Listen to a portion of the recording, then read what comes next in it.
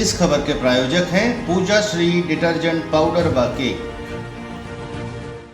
मैं चुप हूँ तो समझो मेरा मौन बोलता है और बोलने से पहले 100 बार तौलता है। किंतु यदि कोई शिशुपाल शब्दों की मर्यादा तोड़े, वहाँ बांसुरी मौन हुई और सुदर्शन चक्र डोलता है। नमस्कार साथियों, एक बार पुनः उपस्थित हूँ मैं ऋचा सिंह, एक नए बहुत ही विख्यात और एक फेमस टीचर के साथ। तो आइए स्वागत करते हैं नीरज सिंह सोमवंशी सर का, जो कि अकाउंट के टीचर हैं और हमारे साथ जुड़े हुए हैं। बहुत बहुत स्वागत है सर आपका। नमस्कार। नमस्कार सर, सबसे पहले मुझे बताएं अपनी दिनचर्या के विषय में थोड़ा सा हमारे लोगों को, हमारे दर्शकों को जानकारी दें सर। सुबह 6 बजे मैं उठता हूँ जी। उठने के बाद आज की डेट पे सबसे पहले फोकस करना चाहिए हेल्थ पर। तो 3 से 4 किलोमीटर पर डे मैं चलता हूँ। उसके बाद आदमी स्कूल गया। अभी भी मैं स्कूल में जाता हूँ, एक स्कूल है, उस स्कूल में पार्ट टाइम टीचर हूँ। 2 अकाउंट्स का लेक्चर लेने के बाद हम अपने कोचिंग में जाते हैं और आज 300 से 350 बच्चे हम हर साल पढ़ा रहे हैं। टीचिंग फील्ड में हम घुसे थे सिर्फ हमारे पिताजी एक प्राइवेट सेक्टर में ऐसा वर्कर थे। फाइनेंशियल कंडीशन कोई बहुत अच्छी तो नहीं थी। तो जब मैं क्लास 9th में था तो हमने देखा कि घर की कंडीशन उतनी नहीं अच्छी है, पर एक 9th का बच्चा कर क्या सकता है। तो सबसे पहले अपने मोहल्ले के 2-3 बच्चों को हम ट्यूशन पढ़ाना चालू किए, होम ट्यूशन। उस समय पर हेड 200 रुपये लेते थे। धीरे धीरे वहाँ से मेन समीरिया चौक पे आए, कोचिंग सेंटर अपना खोला और फर्स्ट ईयर ही मेरे पास 50 स्टूडेंट आए। 50 स्टूडेंट से लेकर 350 की स्ट्रेंथ आज हमारे पास है। बस हो गया, इसी तरह धीरे धीरे चल रहा है। तो हमारे साथ अकाउंट्स के एक बहुत जाने माने और विख्यात सर हैं। अकाउंट सर ऐसा सब्जेक्ट है, मुझे लगता है, जो कि इतना आसान नहीं होता है, पर बच्चे क्या करते हैं कि बहुत ही कैजुअल अप्रोच होता है उनका कि अकाउंट्स है, थ्योरी लिख के पास हो जाएंगे। और हमारा एजुकेशन सिस्टम भी शायद ऐसा है, पर बच्चा अपनी स्किल पे काम नहीं कर रहा। इस विषय पर आप क्या कहेंगे? अकाउंट्स उन्हें बनती नहीं है, मतलब अगर मैं कहूँ कि 3 गोल्डन रूल्स ऑफ अकाउंटेंसी तो उन्हें नहीं पता, पर वो पास होकर 12th तक आ गया है। इस विषय पर क्या कहेंगे आप? देखिए, अभी हम सतना में हैं जी। सतना में मैक्सिमम स्कूलें एमपी बोर्ड की थी। एमपी बोर्ड का जो पेपर का पैटर्न है वो है टोटल थ्योरी बेस। बट वहीं पर अगर हम सीबीएसई में आते हैं तो सीबीएसई में टोटल पेपर न्यूमेरिकल बेस्ड आता है। तो एमपी बोर्ड के स्टूडेंट टोटल थ्योरी पे फोकस करते हैं, पर सीबीएसई के जितने भी स्टूडेंट हैं वो न्यूमेरिकल पर ही फोकस करते हैं। हम अपने यहाँ टोटल न्यूमेरिकल पर फोकस करवाते हैं, पर न्यूमेरिकल तभी बच्चों को बनेगा जब उसकी थ्योरी स्ट्रांग होगी। तो थ्योरी स्ट्रांग करने के साथ साथ न्यूमेरिकल पे भी हम फोकस करते हैं। और मुझे नहीं लगता कि बच्चे अकाउंट पे वर्क नहीं करते। अगर वर्क नहीं करते तो कहाँ से उनका रिजल्ट अच्छा आता। बच्चे मेहनत करते हैं अकाउंट्स पर। बिल्कुल सर, अब मुझे थोड़ा सा इस विषय पे बताएं कि आपका पारिवारिक जीवन कैसा था, मतलब आप कैसे स्टूडेंट थे, आपका लाइफस्टाइल कैसा था जब आप टीचर नहीं बने थे, तब जब आप एक स्टूडेंट थे, और फिर टीचिंग लाइन ही क्यों चुना? मतलब आप कहीं और भी जा सकते थे। ये तो मैं समझी कि लाइक आप 9th क्लास के बाद से थोड़ा थोड़ा पढ़ने लगे, बट ऑप्शन ज़िंदगी में और भी आए होंगे, टीचर ही बनना क्यों चुना आपने? देखिए, मैंने आपको बताया क्लास 9 से हम टीचिंग फील्ड में एंटर कर गए थे। जी। तो आदमी एक फील्ड में जब एंटर कर जाता है तो कोशिश करता है कि उसी पे आगे बढ़े। हमने अपने लाइफ का मैक्सिमम टाइम टीचिंग में ही दिया है। आज 13 ईयर हो गया टीचिंग में ही। तो दूसरे फील्ड में एंटर करने के बारे में सोचे ही नहीं है, बस इसे में कंटिन्यू कर रहे हैं। और आप कैसे स्टूडेंट थे, अपने विषय में बताएं। देखिए, मैं तो क्लास 12th में 43% मेरे खुद थे। वाह, तो ये ठीक था। पढ़ने में मैं कोई बहुत खास तो नहीं था। देखिए, नॉलेज होना और टीचिंग स्किल होना दोनों टॉपिक बिल्कुल डिफरेंट है। ज़रूरी नहीं कि अगर कोई नॉलेजेबल पर्सन हो तो वो अच्छा टीचर ही हो। धीरे धीरे पढ़ाते पढ़ाते आज पूरी बुक अच्छे से बनने लग गई है और कोशिश करता हूँ कि बच्चे को अच्छे से डिलीवर कर सकूँ। जितना बेस्ट हो सकता है उतना देता हूँ। बिल्कुल। एनईपी एक ऐसा नया विषय आ गया है सर, एनईपी के विषय में थोड़ा सा मैं आपकी टिप्पणी चाहूँगी। देखिए, न्यू एजुकेशन पॉलिसी 2020 में बना है। इस पॉलिसी में बोला जाता है कि टीचर को थ्योरी के साथ साथ प्रैक्टिकल पर भी फोकस करना चाहिए, और यहाँ पर जितनी भी चीज़ें पढ़ाई जाएं वो एग्जाम्पल के थ्रू पढ़ाई जाए। बल्कि ये जब से मैं पढ़ा रहा हूँ, अभी एनईपी एप्लीकेबल हुआ है, पर हम अपने यहाँ ये पॉलिसी पहले से ही एप्लीकेबल करके रखे हैं। हमारे यहाँ हम जितनी भी चीज़ें पढ़ा रहे हैं वो सब प्रैक्टिकल बेसिस पर ही पढ़ाया जा रहा है। बिल्कुल। तो एनईपी बच्चों के लिए सकारात्मक प्रभाव लाएगी या नकारात्मक, या ये बहुत दूर का सपना है?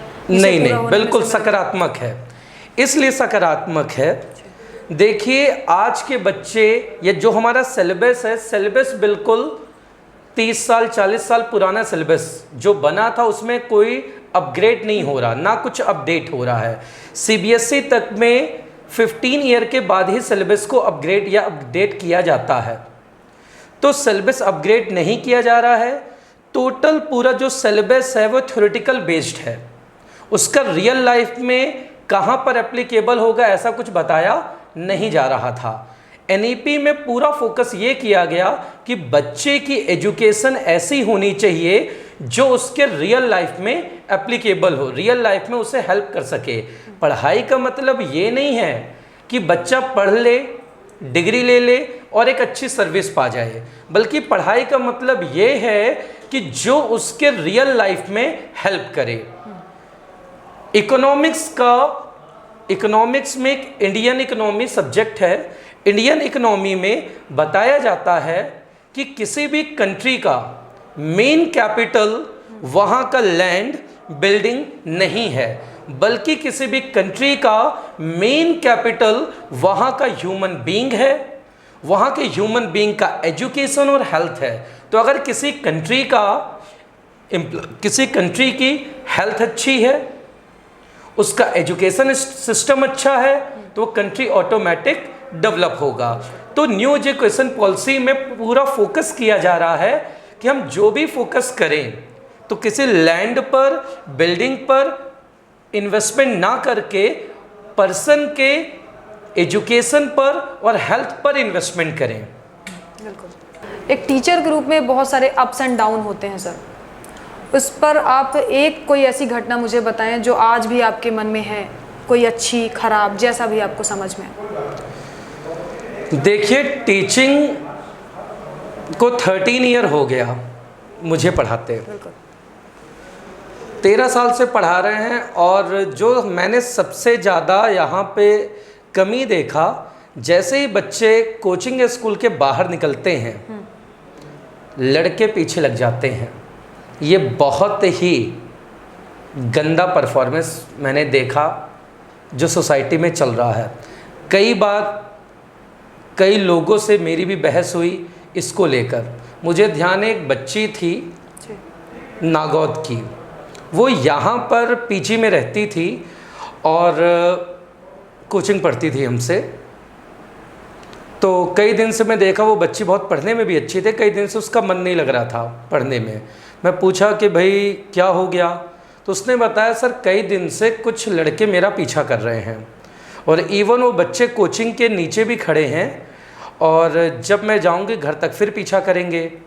तो मैंने कहा तुमने अपने पेरेंट्स से नहीं बताया? उसने कहा सर जिस दिन मैं अपने घर में बता दूंगी कि कुछ लड़के मुझे परेशान कर रहे हैं, तो हो सकता है कि पापा मम्मी मुझे यहाँ से वापस बुला लें घर, तो शायद मेरी पढ़ाई भी बंद हो सकती है। तो ये सोचकर वो अपने घर में नहीं बता रही थी। तो मेनली जो समस्याएं आती हैं यूथ में, वो सबसे ज़्यादा गर्ल्स के साथ प्रॉब्लम होती है, और वो होती है, हमारे दर्शकों में भी जुड़े होंगे कुछ बच्चे जो हमें सुन रहे हैं, वो बच्चियों को प्रॉब्लम होती है हम जैसे लोगों के कारण। हम उन्हें परेशान करते हैं, जिसके कारण कई बार बच्चियां आगे नहीं बढ़ पाती या वो अपने पेरेंट्स से नहीं बता पाती। हमारा समाज आज भी वैसा ही है जैसा पहले चलता था। पेरेंट्स से बच्चे आज भी बहुत सारी बातें नहीं बोल पा रहे हैं।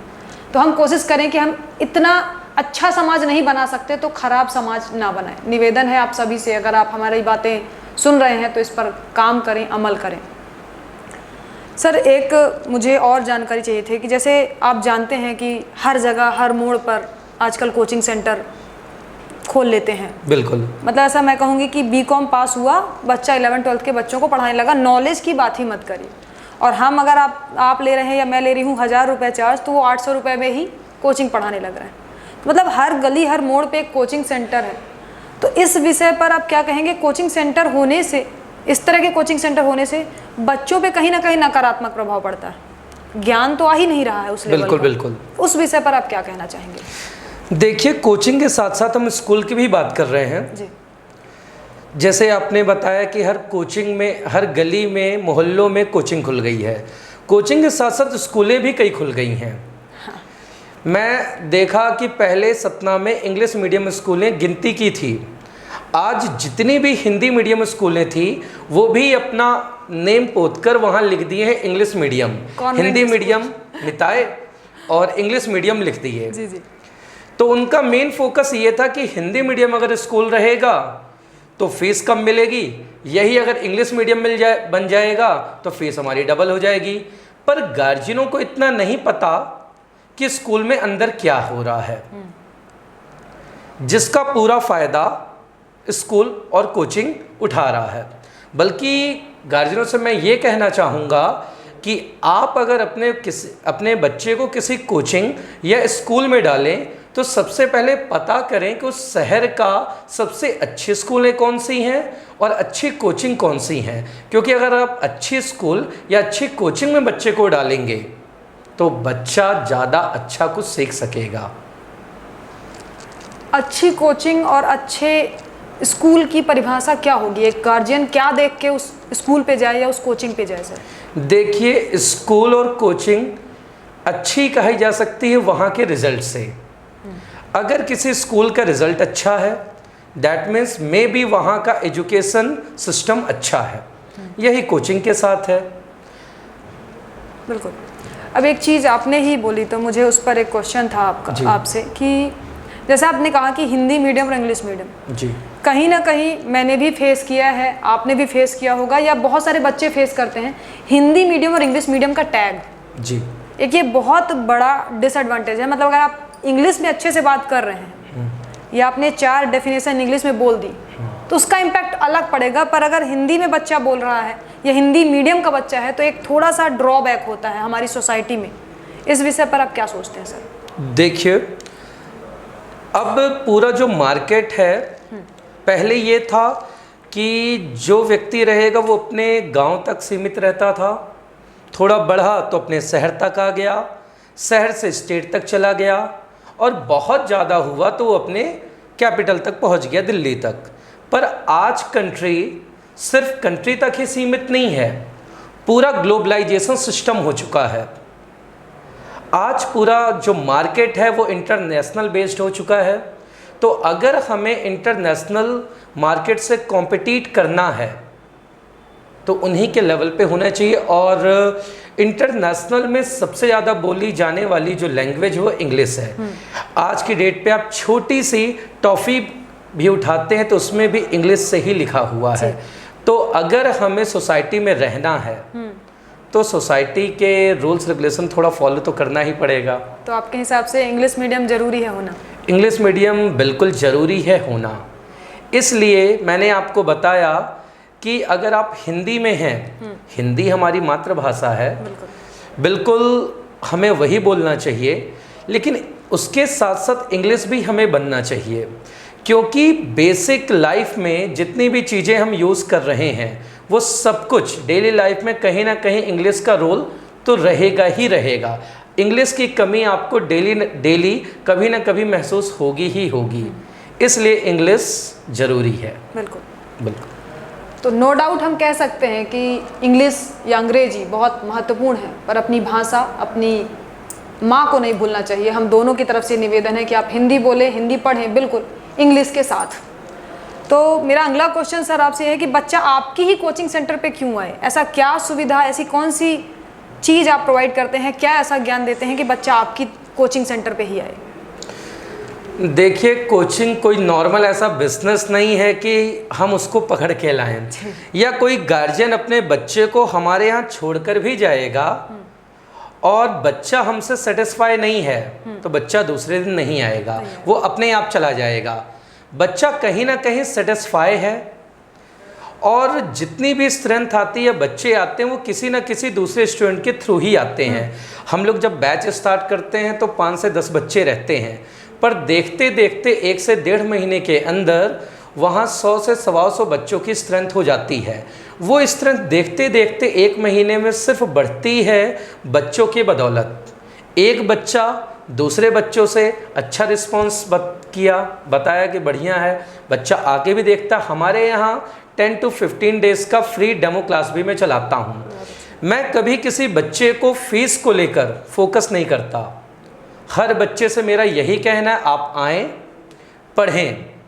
आपको जब लगे कि अब फीस देना चाहिए तो आप दें, लगे कि नहीं देना चाहिए तो वो भी ज़रूरत नहीं। मैं कभी किसी स्टूडेंट से फीस मांगता ही नहीं हूँ।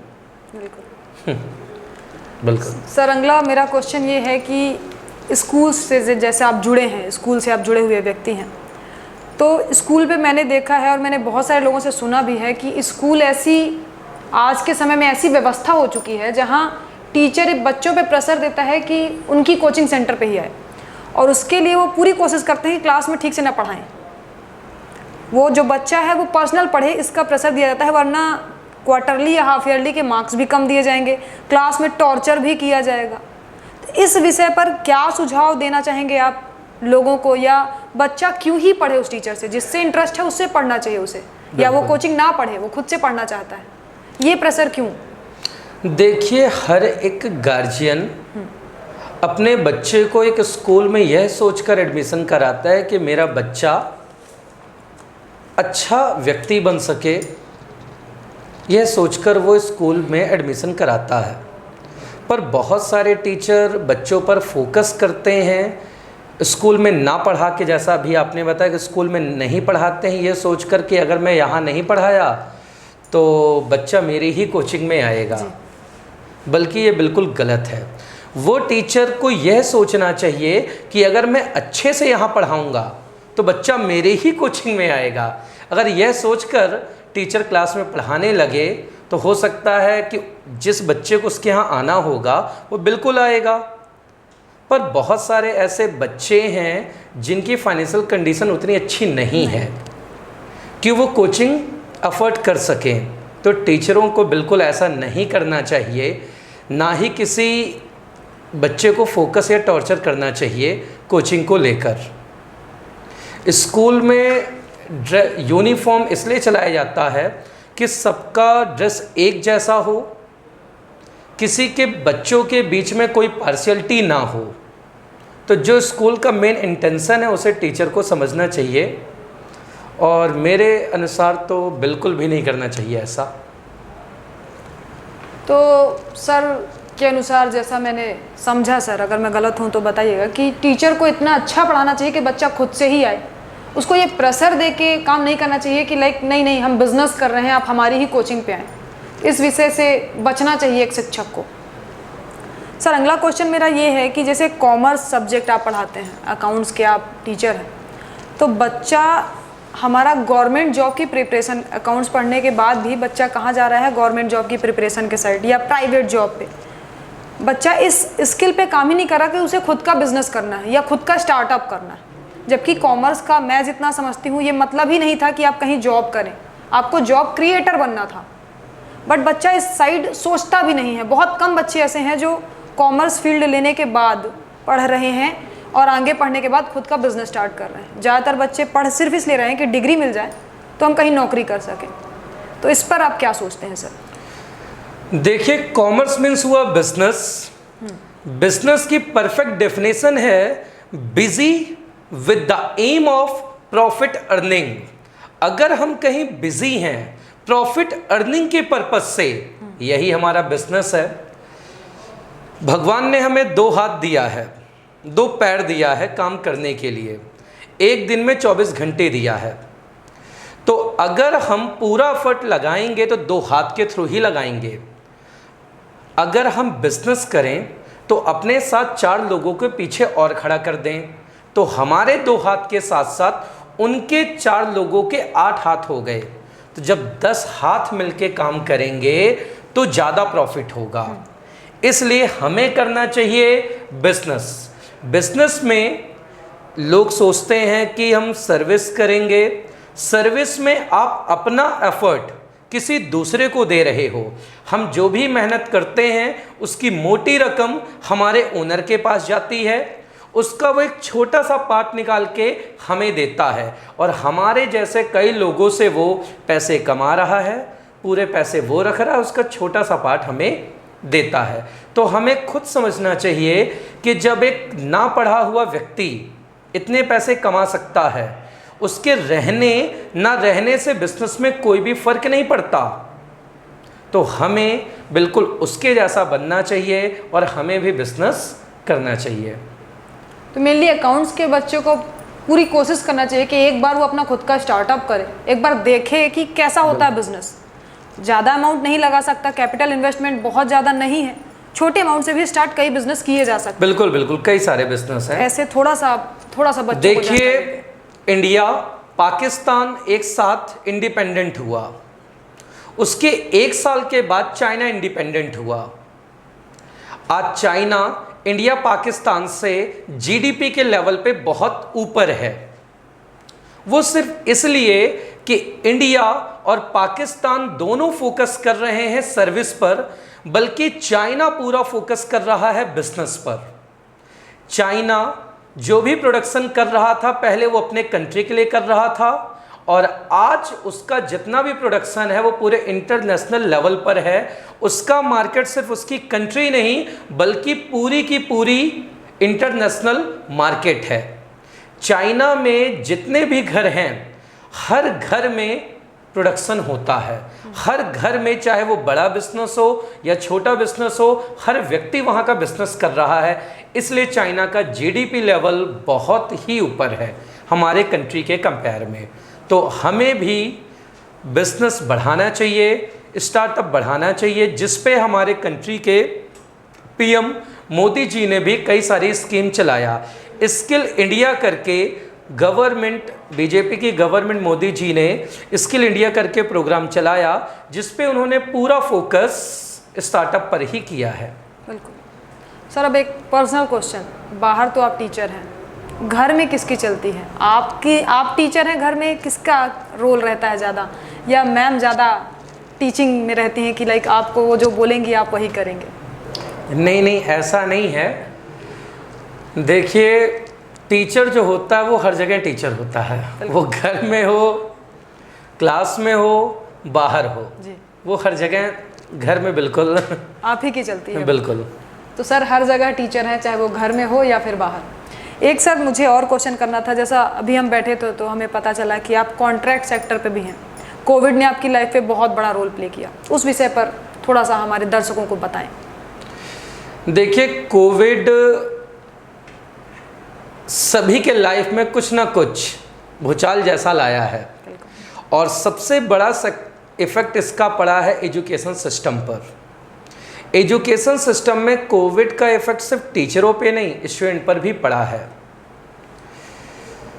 2 साल बाद जब स्कूल रीओपन हुआ तो हम लोगों ने देखा कि बच्चे टोटल मोबाइल पर बेस हो चुके हैं। कई बार हम लोग ऑनलाइन क्लास जब चला रहे थे तो उसमें देखे कि बच्चे जूम ओपन करके पढ़ना तो चालू किए। माँ बाप ये सोच रहे हैं कि बच्चा पढ़ रहा है, पर हो सकता है बच्चा जूम को मिनिमाइज़ करके कुछ और चला रहा है। तो बच्चे भी इस कोविड ड्यूरेशन में अपने माँ बाप को भी बहुत धोखा दिए। वो माँ बाप सोच रहे हैं कि बच्चा पढ़ रहा है, पर बच्चा कुछ और कर रहा है फ़ोन में। तो यहाँ पर एजुकेशन सिस्टम बहुत ज़्यादा गड़बड़ाया, और सिर्फ बच्चों पे नहीं, टीचरों पे भी इसका इफ़ेक्ट पड़ा। स्कूल बंद होने की वजह से हम लोगों को खुद फुल सैलरी मिलती नहीं थी। तो हमने टीचिंग के साथ साथ, मैं गवर्नमेंट का कॉन्ट्रैक्टर भी हूँ और पीडब्ल्यूडी का कई काम भी कर रहा हूँ। जी। तो ये कोविड के बाद इस फील्ड में हम शिफ्ट किए हैं, तो साथ साथ टीचिंग के साथ साथ कुछ कॉन्ट्रैक्ट भी लेते हैं और सिविल में भी काम करते हैं। तो टाइम मैनेज कैसे होता होगा? मतलब एक टीचर को तो टाइम से क्लास भी लेना होता है। बिल्कुल। अगर आपने कोचिंग का टाइम दे के रखा है 5 बजे मैं पढ़ाऊंगा, जी। तो आपको 5 बजे उपलब्ध होना पड़ेगा। बिल्कुल बिल्कुल। और आपका अगर वहाँ पे काम कुछ अटक गया है, कोई दिक्कत हो गई है, तो आपको वहाँ भी मैनेज करना है, वो कैसे करते हैं? देखिए, अभी आपने बोला कि बिजनेस करना चाहिए, बिल्कुल। तो टीचिंग में मैं खुद हूँ, साथ में ये जो कॉन्ट्रैक्टर का है ये एक बिजनेस है। वहाँ पे एम्प्लॉय रखा हूँ, 5-7 एम्प्लॉय हैं, वो पूरा मैनेज करते हैं। सिर्फ बिलिंग का काम मैं देखता हूँ, बाकी सब वही करते हैं। बिल्कुल। एक आखिरी सवाल पूछूंगी सर, आप अपनी उपलब्धियों के विषय में बताएं कि आपने कैसे कैसे, आप जैसा बता रहे थे कि अभी आप CBSE वाले प्रोग्राम्स भी ऑर्गेनाइज कर चुके हैं, तो उस विषय पर हमारे दर्शकों को थोड़ा जानकारी देते। देखिए, CBSE ट्रेनिंग तो हमने लिया ही है, 12 से 13 सर्टिफिकेट है अपने पास CBSE ट्रेनिंग के। अभी 1 महीना पहले हम CBSE मास्टर ट्रेनर भी थे, 150 टीचरों को ट्रेनिंग दिए हैं अभी सतना में, बोनांजा स्कूल में। और इंटरव्यू में तो मैम के सामने फर्स्ट टाइम मैं बैठा हूँ, इंटरव्यू मैंने कभी दिया नहीं, थोड़ा ऑकवर्ड भी फील हो रहा है। जी, वो सेबी वाला भी बता सकते हैं सर आप हमारे दर्शकों को। अच्छा जी। अभी CBSE के तरफ से हर टीचरों को साल में 2 से 3 ट्रेनिंग लेना पड़ता है। तो इस बार CBSE सतना में टीचरों को ट्रेनिंग दे रहा था फाइनेंशियल प्लानिंग और रिटायरमेंट प्लानिंग के बारे में। इसमें बताना था कि हर एक पर्सन को अपना पैसा एक रिटायरमेंट के लिए कहाँ पे इन्वेस्ट करना चाहिए। जब तक वो वर्क कर रहा है तब तक तो उसके पास पैसा है, पर जब वो रिटायर हो जाएगा तो अपने लाइफ को कैसे मैनेज करे, इसके बारे में हमने 150 टीचरों को ट्रेनिंग अभी सतना में दिया है कि रिटायरमेंट प्लानिंग कैसे हम करें। तो हमारे साथ जुड़े थे नीरज सर, जो कि सतना में अकाउंट्स के टीचर हैं। कभी मौका मिले तो उनकी कोचिंग सेंटर में ज़रूर जाइएगा और मिलिएगा नीरज सर से। धन्यवाद।